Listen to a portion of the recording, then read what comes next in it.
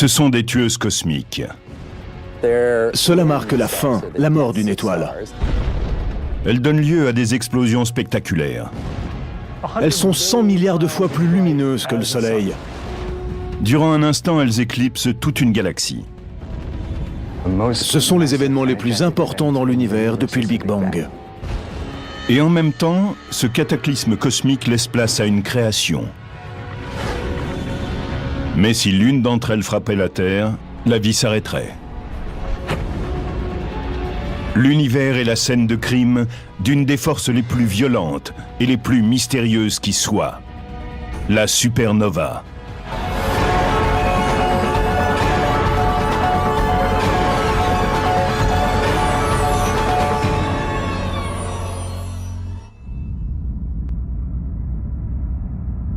Les supernovas, qui signent de façon sensationnelle la mort des étoiles, produisent les plus grandes déflagrations de l'univers.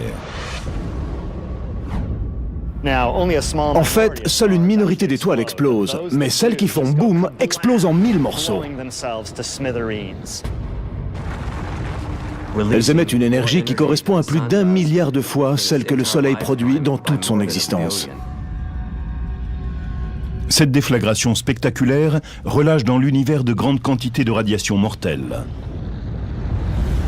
Si une étoile située au centre de notre système planétaire donnait naissance à une supernova et explosait, cela éliminerait certainement toute forme de vie de ce système. Les radiations stériliseraient tout ce qui vit sur n'importe quelle planète.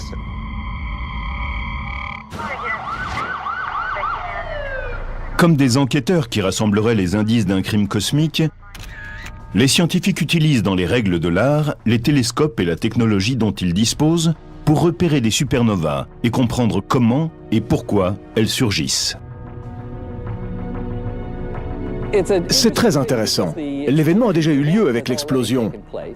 Nous rassemblons des indices grâce à nos télescopes et nous essayons de comprendre ce qui s'est passé.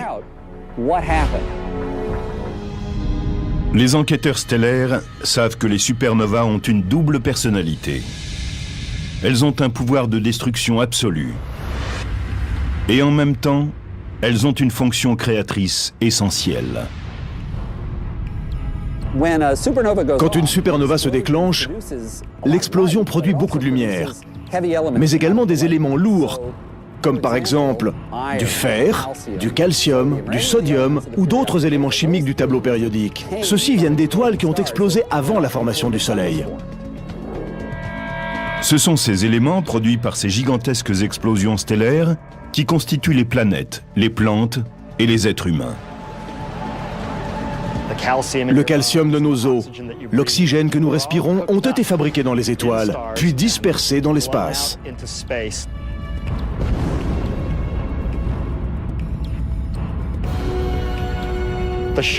Les ondes de choc issues de l'explosion des étoiles compriment les nuages de gaz à proximité et déclenchent leur effondrement gravitationnel. Par la suite, ils amorcent un nouveau processus de formation d'étoiles, de planètes et finalement d'êtres vivants. Grâce aux indices cosmiques qu'ils ont pu collecter, les spécialistes estiment qu'il se déclenche une grande supernova dans l'univers à chaque seconde. Cela fait quelque chose comme 30 millions par an, et ce depuis les 10 derniers milliards d'années que l'univers existe. L'univers est immense, puisque dans une galaxie type, comme la Voie lactée, on voit apparaître 1 ou 2 supernovas seulement par siècle. Mais personne ne sait quand se déclenchera la prochaine. Nous ne savons absolument pas quand apparaîtra la prochaine. Peut-être demain ou dans un siècle, ou peut-être était-ce il y a 5 minutes. Impossible de savoir. Si le phénomène est proche, nous verrons dans le ciel un événement très lumineux, peut-être plus lumineux que Vénus, que toutes les planètes, ou même que la Lune, ou plus lumineux peut-être que le Soleil. Si la supernova est trop proche, elle peut détruire toute forme de vie. L'éclair anéantit l'atmosphère et brûle tout. Les astronomes surveillent le ciel en permanence. Ils gardent en toutes circonstances un œil attentif sur 2 étoiles de la Voie lactée susceptibles d'exploser à proximité de la Terre et de provoquer une catastrophe. Lune est située au cœur de la nébuleuse Eta Carina, à près de 9000 années-lumière de notre planète. Nous savons qu'Eta Carina est une étoile dont la masse équivaut sans doute à 100 fois celle du Soleil. Elle a une durée de vie très courte, et il se peut que sa fin soit pour très bientôt.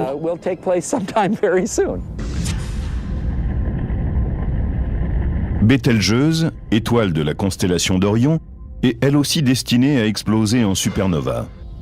Cette supergéante de couleur rouge fait 15 fois la taille du Soleil, et elle est encore plus près de la Terre qu'Eta Carina. Cette étoile est à environ 500 années-lumière. La supernova sera donc éclatante et spectaculaire. Elle pourra même être observée en plein jour. On ne sait pas quand Bételgeuse explosera. Ce pourrait être cette nuit ou dans 10 000 ans. Nous n'en savons rien. Donc il vaut mieux surveiller chaque nuit parce que ce qui est sûr, c'est que cela se produira.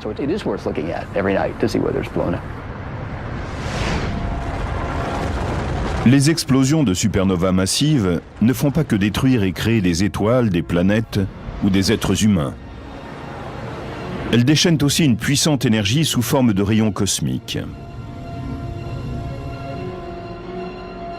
Ces particules très chargées en énergie frappent chaque jour notre planète. Et le plus important, c'est qu'elles ont la capacité de modifier son évolution. Nous vivons dans ce que j'appellerais une écologie galactique perturbée. La galaxie est en pleine éruption. Notre planète risque à tout moment d'être touchée.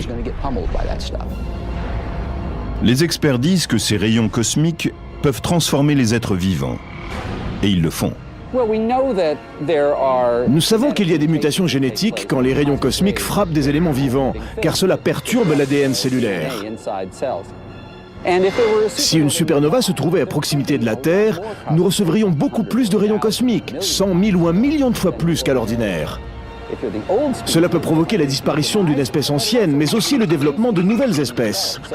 Ainsi, une supernova est-elle un agent de changement aussi bien positif que négatif?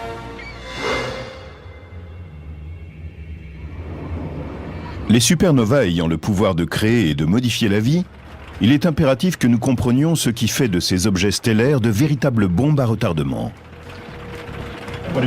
C'est quoi ça? C'est une supernova.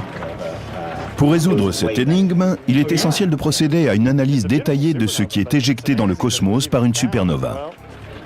Je suis content que celle-ci n'ait pas échappé à notre attention, c'est une belle prise. C'est une magnifique supernova. La nature nous dit, voilà, je crée ces objets facilement. Et nous, théoriciens, nous devons comprendre comment elle s'y prend. Comme dans n'importe quelle scène de crime, les indices essentiels résident dans ce qui est laissé derrière, après l'événement. Comme lors d'un coup de feu, des gaz brûlants et des débris d'explosion sont propulsés dans l'espace. Un coup de feu crée une onde de choc dont on entend le bruit assourdissant. La matière est comprimée et chauffée à blanc sous l'effet de l'onde de choc. C'est la même chose dans une supernova. Ces débris explosifs filent à toute allure dans l'espace et entrent en collision avec les matériaux qu'ils croisent. C'est ainsi que se produit l'onde de choc. Cette fantastique explosion stellaire lance à travers l'univers une foule d'indices balistiques de la supernova, des débris cosmiques qu'on appelle des rémanents. L'onde de choc continue à avancer dans l'univers et laisse derrière elle ses rémanents. C'est ce qui donne cette image magnifique d'un choc qui se déplace vers l'extérieur. Les gaz qui constituent cette étoile sont éjectés à une vitesse incroyable, 15 000 km par seconde. Et ils créent ainsi une coquille en expansion qui parfois devient immense. Ces phénomènes avancent pendant des milliers d'années, voire des dizaines de milliers d'années. Donc parfois nous pouvons avoir une vision de l'explosion d'une supernova des dizaines de milliers d'années après l'événement. La collision à grande vitesse de débris stellaires dans une onde de choc produit une chaleur intense et une lumière sur des longueurs d'onde invisibles à l'œil humain. Il s'agit d'ondes radio, d'infrarouges, de rayons X et gamma. Par chance pour les astronomes, des instruments sophistiqués basés dans l'espace, comme les télescopes Hubble, Spitzer et Chandra, leur permettent de les voir. Chaque instrument et chaque mode d'observation vous donne un aperçu différent de ce qui se passe. Ensuite, vous essayez de rassembler le tout, et cela devient une entreprise intellectuelle. Comme une empreinte digitale, chaque supernova est unique, et elles peuvent être analysées de différentes façons. Nous pouvons mesurer la luminosité de la supernova, c'est ce que nous appelons sa courbe de lumière. Nous prenons aussi une autre mesure que nous appelons le spectre. Nous capturons la lumière d'une supernova dans un télescope et nous la répartissons à l'aide d'un prisme en un petit arc-en-ciel. Ensuite, nous mesurons la quantité de lumière dans chaque couleur ou pour chaque longueur d'onde. Cette analyse nous apprend beaucoup de choses intéressantes comme la composition chimique de la supernova, sa température, la pression et la densité des gaz, sa vitesse d'expansion. Les informations glanées grâce à la courbe de lumière et au spectre révèlent certaines différences entre les supernovas. C'est comme un travail d'enquêteur. À partir de la courbe de lumière et du spectre, vous disposez de différents indices et vous essayez de comprendre de quel type d'étoile il s'agit, pourquoi elle a explosé, quels éléments sont issus de cette explosion et quels peuvent en être les effets. Au fur et à mesure, nous voyons de mieux en mieux ce qu'était l'étoile à l'origine. À l'heure actuelle, nous pouvons connaître la composition de l'étoile au moment où elle a explosé. En comparant les courbes de lumière et les spectres de centaines de supernovas, les spécialistes ont pu les classer en deux types principaux.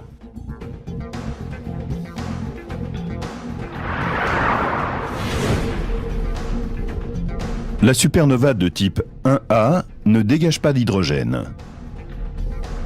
Ces explosions sont uniformes en taille et en luminosité. La supernova de type 2 dégage de grandes quantités d'hydrogène. Et ces explosions sont très variables en taille et en luminosité. Mais pourquoi y a-t-il des types aussi différents d'étoiles en train d'exploser ? Et pourquoi se dispersent-elles de différentes façons ? Les spécialistes ont concentré leurs efforts pour répondre à cette question bouleversante. Qu'est-ce qui pousse ces monstres stellaires à se détruire eux-mêmes ?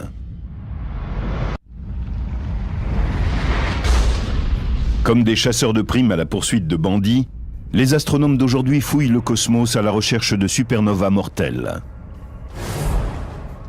Les yeux rivés sur le ciel, ils appartiennent à une longue lignée d'observateurs. C'est en Chine, en 185 après Jésus-Christ, qu'un homme a aperçu pour la première fois une supernova, il y a 2000 ans. Les astronomes chinois ont conservé méticuleusement les notes sur leurs observations du ciel. Quand quelque chose de nouveau apparaissait, ils en notaient la luminosité, la localisation et la durée. C'est à partir de ces documents impériaux que les enquêteurs d'aujourd'hui ont découvert récemment le rémanent d'une ancienne supernova. Identifié comme RCW86, il est situé dans la constellation du Centaure, près de deux étoiles particulièrement brillantes, Alpha et Bêta du Centaure. 14 siècles plus tard, le premier observateur européen découvrait une nouvelle supernova. Le 11 novembre 1572, un astronome danois de 26 ans, Tycho Brahe, se promenait quand il vit un phénomène stellaire étonnant dans le ciel, en direction du nord, juste à côté du W formé par la constellation de Cassiopée.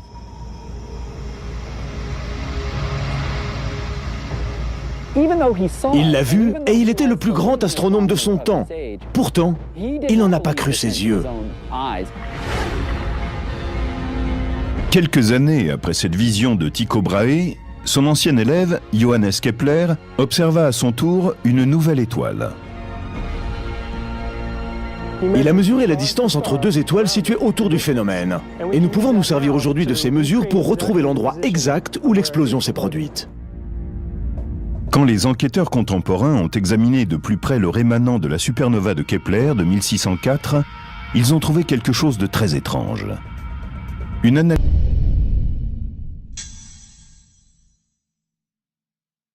précise de la composition chimique des gaz éjectés et en expansion a indiqué qu'il y avait eu deux étoiles qui s'étaient en quelque sorte liguées pour produire une gigantesque explosion. Comment ce compagnonnage a-t-il provoqué une catastrophe stellaire? Beaucoup d'étoiles sont dans un système binaire. Elles ont un partenaire qui tourne autour d'elles et nous pensons que l'une des deux transfère une partie de sa masse sur l'autre. Les spécialistes ont découvert depuis que le compagnon de ce scénario binaire donnait lieu à ce qu'on appelle une supernova de type 1A. On pense que les supernovas de type 1A sont des explosions de naines blanches. C'est ainsi qu'une étoile comme le Soleil produira une pépite très dense de la taille de la Terre. Quand une étoile comme le Soleil meurt, elle expulse ses couches extérieures, pour ne laisser derrière elle qu'un petit cœur dense de matière dégénérée, qu'on appelle une naine blanche. Les cendres du Soleil vont devenir une naine blanche de carbone et d'oxygène formée de ces débris. Elle va durer éternellement, tout en refroidissant.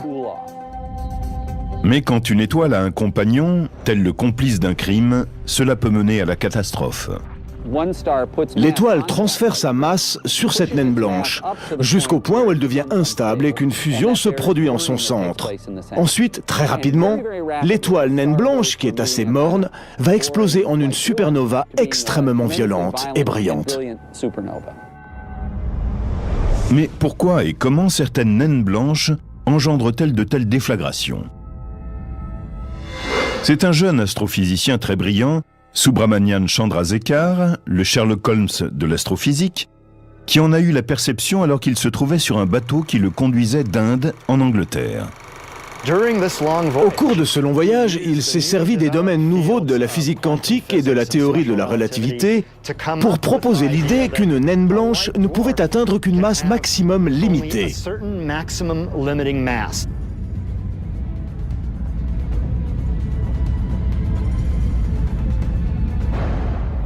Elle ne peut pas excéder une certaine masse, qui équivaut à 40% de plus que notre Soleil, soit 1,44 fois la masse solaire.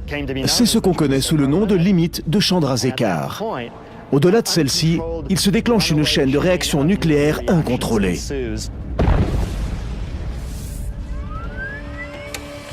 Mais pendant des décennies, les enquêteurs scientifiques se sont demandé comment fonctionnait cette chaîne d'explosion et à quoi elle ressemblait. Les modèles informatiques n'ont jamais pu recréer ce qui semblait arriver dans la nature. Mais en 2006, des astrophysiciens du prestigieux Flash Center de l'Université de Chicago ont littéralement craqué le code. Cette équipe a été la première à créer un super programme informatique capable de traiter d'immenses quantités de données. C'était nécessaire pour simuler la complexité des dynamiques à l'œuvre dans l'explosion d'une étoile. Nous appelons cela le calcul haute performance. Certains des ordinateurs que nous utilisons comprennent 128 000 processeurs. C'est exactement comme si 128 000 ordinateurs étaient reliés pour travailler ensemble. Même avec toute cette puissance, les ordinateurs ont dû travailler presque 60 000 heures. Les astrophysiciens ont décidé de ne pas commencer la simulation de l'explosion au centre même de l'étoile. Si nous avons décidé de commencer plutôt un peu à côté du centre, c'est parce qu'il est très peu probable que la flamme brûle exactement au centre, ou quasiment. Il n'y a pas assez de volume à cet endroit, c'est impossible. D'après cette extraordinaire simulation, il suffit d'1 seconde pour qu'une bulle de feu se forme à l'intérieur de l'étoile. On voit apparaître, en plein centre de l'étoile, une bulle qui grandit rapidement, qui se développe, tandis que surgissent les flammes qui brisent la surface de l'étoile. Initialement, la bulle en fusion mesure environ 15 km de large et elle atteint 1800 km à la surface de l'étoile. Elle se propage à la surface de l'étoile à la vitesse de 450 km par seconde. Puis elle arrive au point opposé et produit 2 jets très violents. L'un des jets jaillit vers l'extérieur à une vitesse d'environ 60 000 km par seconde. Un autre jet frappe en direction de l'étoile et met le feu à une onde de déflagration que vous venez de voir et qui traverse l'étoile à toute vitesse. Des températures torrides, dépeintes en utilisant une échelle de couleur standard, atteignent la température inimaginable de 1,648 milliard de degrés Celsius. On peut voir le moment où se produit la déflagration et où elle traverse l'étoile en moins d'une demi-seconde. Cette phase d'incendie prend moins de 3 secondes. Les analyses révèlent que les supernovas de type 1A sont tout étonnamment similaires par leur taille et leur éclat. Cette explosion équivaut à la déflagration complète d'une masse comme celle du Soleil. Cette simulation par ordinateur, révolutionnaire, montre pour la première fois comment se produit une explosion dans une supernova de type 1A. Mais cela semble être radicalement différent pour une supernova de type 2. En examinant des débris stellaires, un spécialiste a estimé qu'une supernova de type 2 n'était pas liée à une explosion de naines blanches, mais bien plutôt à celle d'une étoile massive en train de mourir, une étoile dont la masse serait 10 fois celle du Soleil. Mais comment fonctionnent ces méga-explosions ? La réponse à cette énigme cosmique est arrivée au milieu du XXe siècle, quand des chasseurs de supernovas ont pour la première fois de l'histoire scruté systématiquement les étendues intergalactiques à la recherche de gigantesques étoiles en train d'exploser.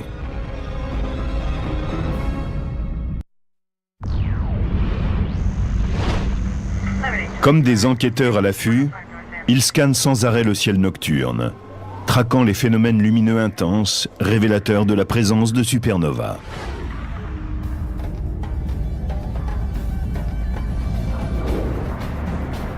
Pour assurer cette surveillance, ils utilisent un éventail impressionnant de télescopes de haute technologie, dispersés à travers le globe. Nous avons découvert des supernovas avec des télescopes terrestres. Ceux-ci observent le ciel en permanence à la recherche de nouvelles explosions. La chasse aux supernovas a commencé dans les années 1930. L'astrophysicien franc-tireur Fritz Zwicky a lancé les opérations. Il a été le premier à pratiquer une recherche méthodique, à créer un catalogue et à dénombrer les nouvelles étoiles ainsi que celles qui explosaient. C'est un véritable pionnier de la recherche d'étoiles en train d'exploser. Il a ensuite voulu comprendre ce qu'elles étaient du point de vue de la physique. Des astrophysiciens novateurs ont émis l'idée que ces événements spectaculaires étaient des explosions d'étoiles entières.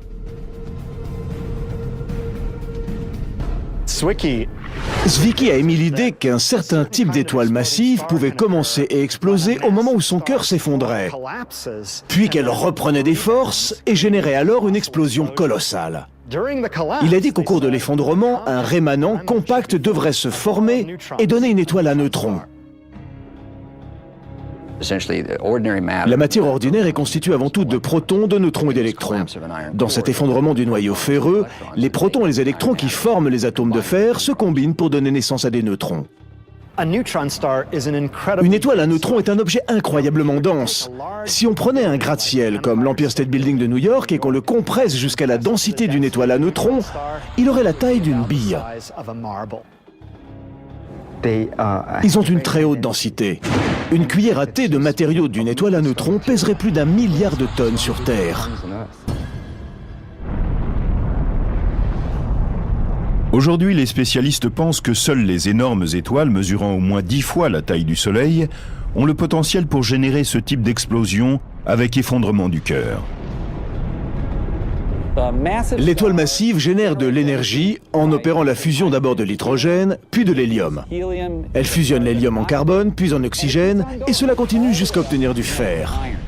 Le fer constitue le noyau le plus resserré sur lui-même qui puisse exister. Donc, quand une étoile a fabriqué du fer, c'est vraiment la fin. Le noyau ferreux se forme dans les derniers jours de la vie de l'étoile. Ensuite, l'étoile devient tellement massive qu'elle s'effondre sous son propre poids. Et cet effondrement gravitationnel est très rapide. Cela prend moins d'une seconde pour que le cœur de l'étoile s'écrase et passe de la taille de la Terre à celle d'une étoile à neutrons qui mesure 15 à 20 km de large. Mais ce noyau ferreux dense ne s'installe pas paisiblement dans sa nouvelle vie d'étoile à neutrons. Au lieu d'atteindre tout de suite une position en équilibre, cette étoile à neutrons commence à rebondir sur elle-même, comme un gymnaste rebondit sur le trampoline et remonte à nouveau. Cette étoile à neutrons qui rebondit entre en collision avec le matériau qui l'entoure, et lui transmet une partie de son énergie en provoquant une éjection.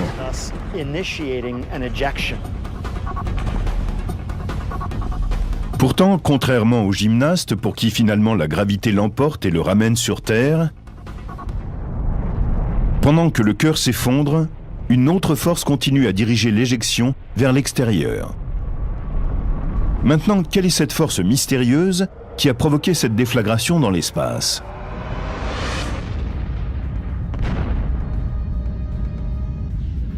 Les spécialistes ont calculé que pour qu'une explosion réussisse, il fallait encore un élément. Et ils ont soupçonné les neutrinos, ces particules fantômes de charge nulle, dont on devine l'existence, mais qui n'ont jamais été observées. Les astrophysiciens pensent qu'au cours de l'effondrement du cœur, les électrons sont poussés si près des protons dans les noyaux des atomes qu'ils se combinent pour devenir des neutrons. Et dans ce processus, ils libèrent ces minuscules particules mystérieuses, les neutrinos.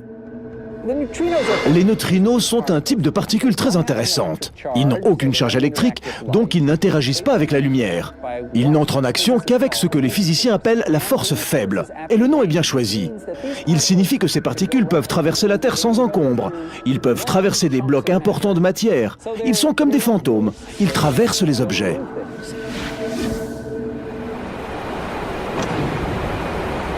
Pendant des siècles, les astronomes ont étudié les rémanents de supernovas dans les galaxies lointaines, des événements passés depuis longtemps. Mais en 1987, ils se retrouvent aux premières loges d'une explosion même. C'était la supernova la plus brillante qu'on ait vue en près de 4 siècles, longtemps après le développement du télescope. Nous pouvons donc utiliser tout l'arsenal dont nous disposons pour étudier cette fantastique explosion. En 1987, a lieu non loin de notre galaxie, l'événement stellaire le plus fantastique depuis l'invention du télescope. Le premier à en être témoin est le jeune astronome chilien Oscar Duhalde. Cette chance pour lui et pour l'astronomie se produit dans la nuit du 23 février 1987. Oscar Duhalde, opérateur au télescope de Las Campanas, mit de l'eau à chauffer pour se faire un café. Et en attendant, sortit admirer le ciel. Une fois dehors, il regarda le grand nuage de Magellan qu'il connaissait très bien, et il remarqua une étoile supplémentaire. C'est ainsi qu'il a pu admirer l'explosion d'une supernova de ses propres yeux.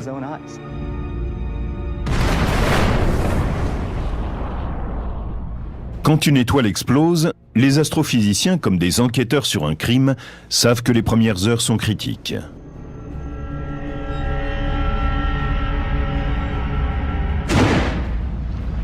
En 1987, quand est apparue cette supernova, la plus proche depuis 4 siècles, ils savaient qu'ils devaient agir vite. Elle n'était qu'à 170 000 années-lumière, un simple jet de pierre pour un astronome. La supernova 1987A était dans ce qu'on appelle le grand nuage de Magellan, une galaxie naine qui tourne autour de notre Voie lactée et qui est beaucoup plus grande.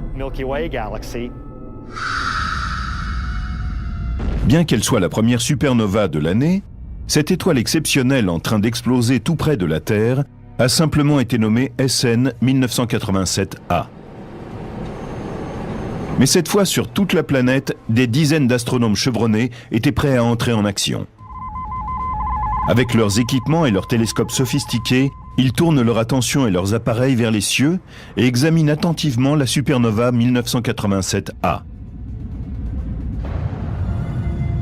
Sachant que l'explosion d'une étoile est à son maximum dans les premières heures et qu'elle émet beaucoup d'ondes de lumière ultraviolette, les détectives cosmiques se jettent dans l'action.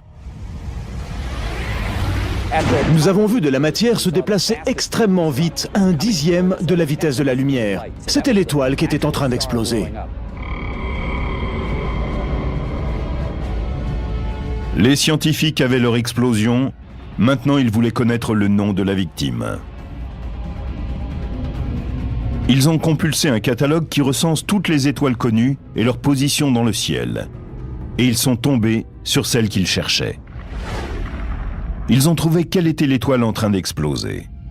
Elle s'appelait SK-60202. Ils ont aussi pu déterminer qu'il s'agissait d'une énorme étoile, dont la masse était 20 fois celle du Soleil. En examinant la preuve spectrale, les scientifiques ont pu voir de fortes lignes d'hydrogène. SN 1987A portait les marques distinctives d'un effondrement du cœur d'une supernova de type 2. Mais pour confirmer leurs soupçons et prouver cette théorie de l'effondrement du cœur, il fallait trouver un élément supplémentaire. Les spécialistes avaient besoin de neutrinos, ces particules fantômes dont ils avaient prévu qu'elles seraient libérées pendant l'explosion.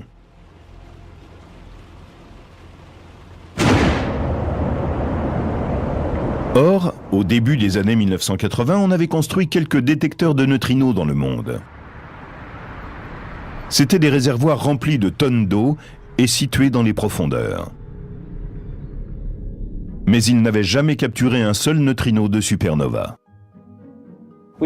Nous avions depuis longtemps une hypothèse selon laquelle la majeure partie de l'explosion d'une supernova avec l'effondrement du cœur se transformait en neutrinos.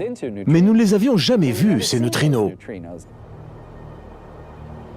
Poursuivis par la chance, le 23 février 1987, ils attrapent leurs neutrinos. 2 détecteurs, l'un près de Kamika au Japon et l'autre au fond du lac Erie dans l'Ohio, capturent une douzaine de ces particules insaisissables. On a utilisé des détecteurs de lumière placés dans ce volume d'eau pour voir le petit flash provoqué par le neutrino lorsqu'il entre en interaction avec la matière à l'intérieur du réservoir. Pour la première fois, des scientifiques avaient la preuve tangible de l'existence des mystérieux neutrinos générés dans le cœur d'une étoile en train d'exploser. Aujourd'hui, les astronomes savent que les théories émises dans les années 1930 étaient exactes. La supernova 1987A a montré sans le moindre doute que le noyau de fer massif de l'étoile s'était effondré et avait formé une étoile à neutrons parce qu'au cours du processus, une foule de neutrinos avait été créée. Avec le déploiement dans l'espace de puissants télescopes, les astronomes ont pu travailler dans le sillage des découvertes étonnantes liées à la supernova 1987A.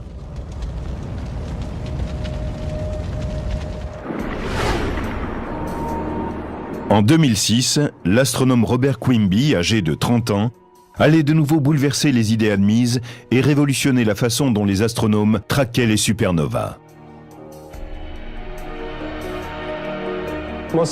Pour la plupart des chasseurs de supernova, il s'agit d'en trouver le plus grand nombre possible. Ils vont observer une fois tous les 15 jours ou toutes les semaines. On peut en effet en trouver en scrutant le plus d'étendues possible. Moi, j'ai décidé de me limiter à un certain nombre d'étendues et de les regarder aussi souvent que je peux.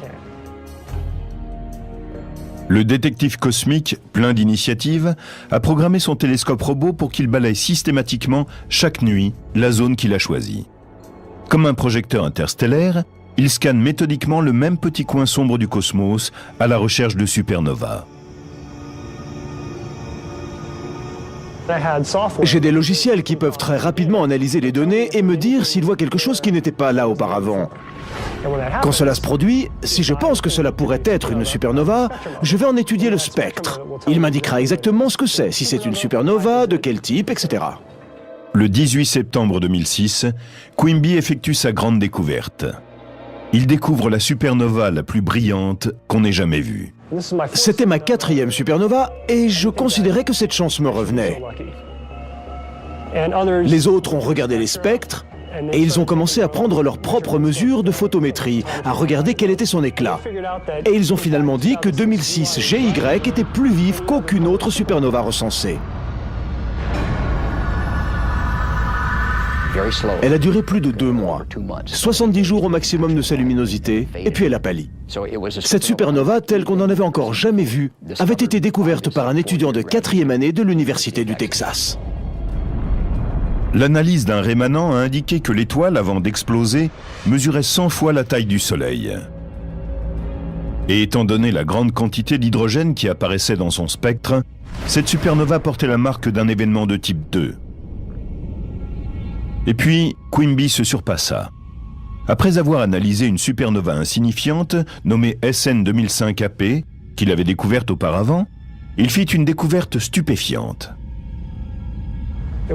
Elle est à peu près 100 milliards de fois plus brillante que le Soleil. Si on observe une supernova de type 1A, son pic de luminosité n'atteint que 6 milliards de fois celui du Soleil. Elle était encore plus éclatante que SN 2006 GY. La découverte étonnante de ces nouvelles supernovas, aussi lumineuses que 2005 AP et les autres, a ouvert un nouveau champ d'exploration pour les chasseurs d'étoiles en train d'exploser.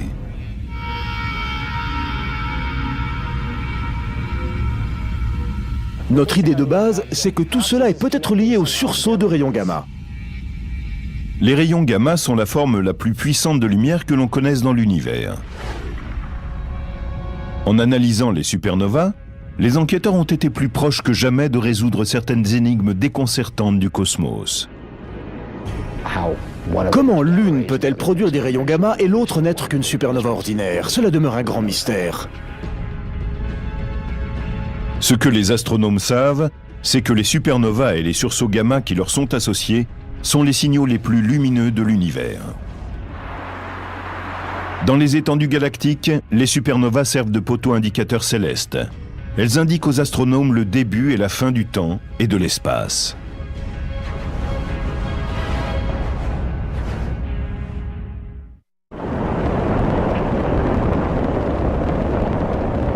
Le puissant satellite Swift de la NASA, lancé en 2004, a été spécifiquement conçu pour balayer le ciel et détecter les sursauts gamma dans l'univers.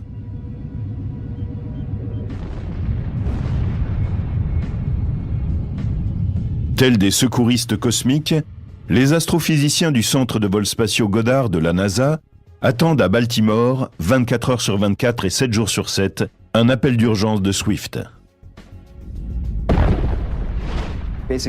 Moins de 2 minutes après que Swift ait découvert un sursaut gamma, le satellite envoie des emails directement sur nos BlackBerry. Quand une supernova récente, recensée comme SN 2006 AJ, est apparue, le satellite Swift a capturé les rayons gamma qu'elle avait générés. Ce sursaut gamma était très intéressant, en particulier parce qu'il était de très longue durée. En général, c'est un phénomène qui dure très peu de temps, entre une fraction de seconde et quelques secondes. Mais celui-ci a été visible pendant environ 35 minutes. Et 3 jours plus tard, nous avons vu exploser une supernova au même endroit. C'est la solution d'un des grands mystères des sursauts gamma. Nous avons découvert que certains d'entre eux étaient liés à des étoiles en train d'exploser. Aujourd'hui, les astronomes observent des centaines de supernovas et les sursauts gamma mortels qu'elles génèrent.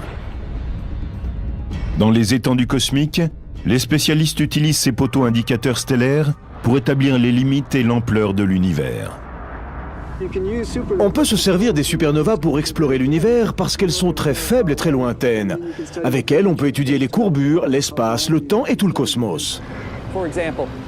Par exemple, si vous êtes sur une autoroute déserte et que vous regardez les phares d'une voiture, vous pouvez dire celles qui sont proches et celles qui sont éloignées en fonction de l'éclat de leurs phares. Celles qui sont proches brillent plus que celles qui sont plus loin. En mesurant systématiquement à quelle distance sont les objets, on peut connaître la taille, l'âge, la forme, l'histoire et l'avenir de l'univers. Il s'avère que ce sont les supernovas de type 1A qui s'y prêtent le mieux. Ce qui est vraiment intéressant à propos des supernovas de type 1A, celles qui sont des naines blanches en train d'exploser, c'est qu'il y a cette masse fixe, cette masse de Chandrasekhar qui indique l'amplitude de l'explosion et la quantité de matière concernée. La conséquence, c'est que beaucoup d'entre elles ont plus ou moins la même luminosité. Si l'explosion d'une supernova de type 1A produit toujours la même quantité de lumière, alors nous pouvons, en mesurant sa luminosité, savoir à quelle distance elle se trouve. C'est le principe de la bougie standard. Les supernovas de type A sont comme des bougies standards. Elles ont toutes la même puissance et le même pic de luminosité. Lorsque vous les observez de distances différentes, elles semblent avoir une luminosité différente. Elles ont l'air plus faibles si elles sont plus loin et plus brillantes si elles sont plus proches. Ainsi, quand nous trouvons une supernova de type 1A dans une galaxie lointaine, nous mesurons sa luminosité apparente. Et en la comparant avec la puissance d'une supernova de type A plus proche et déjà recensée, nous pouvons déterminer à quelle distance est la première supernova et par conséquent sa galaxie. Cette technique novatrice a aussi conduit les enquêteurs cosmiques à quelques conclusions radicales. On peut, à partir de la distance des supernovas, comprendre l'activité de l'univers et son âge. Nous savons maintenant, grâce à différents indices, qu'il a un peu moins de 14 milliards d'années. Mais surtout, nous avons découvert qu'il était en train d'accélérer, alors que nous pensions qu'il ralentissait sous l'emprise des matériaux gravitationnels. Cette découverte a provoqué une véritable révolution intellectuelle. Comme si, quand on lançait une balle vers le plafond, elle revenait dans la main, puis retournait vers le plafond de plus en plus vite. Tous les manuels d'astronomie disaient que l'univers allait ralentir. La gravité devait freiner le rythme d'expansion. Mais ces résultats ont montré qu'au lieu de ralentir, il était en fait en train de s'élargir de plus en plus vite.